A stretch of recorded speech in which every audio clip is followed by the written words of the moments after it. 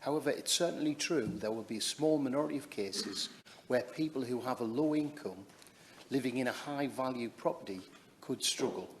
But it's perfectly possible to mitigate at the point of transition, those struggling to pay the increase could have any rise capped at £100 a month. Those still unable to pay, options could be made available to defer payment until a person can afford to pay or until the property is sold. Council tax is unfair and the inequalities are stark. In Wandsworth, a £3 million property pays less than 0.1% of its property value in council tax. Contrast that in my constituency of Easington, an average household pays over 2% of property value in council tax. A simple system would also reduce admin costs by up to £400 million a year, and the tax levied will always reflect current property values, instead of values as they were in 1991.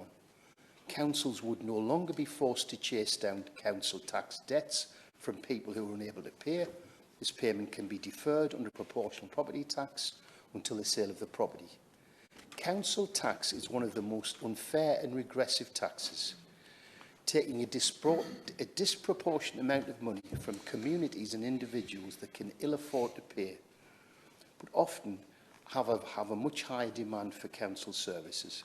I'd like the Minister to explain, if she would, why the current system of council tax is fairer than proportional property tax. And if she can't do that, would she make a case for change to the Chancellor? And to my front bench, in all humility, I'd ask that they reach out to the Fairer Share campaign, and I'd be delighted to facilitate a meeting, because I think there would be substantial electoral dividends for the political party or political parties willing to pick up the baton of a proportional property tax to replace council tax and include it in their manifesto at the next election.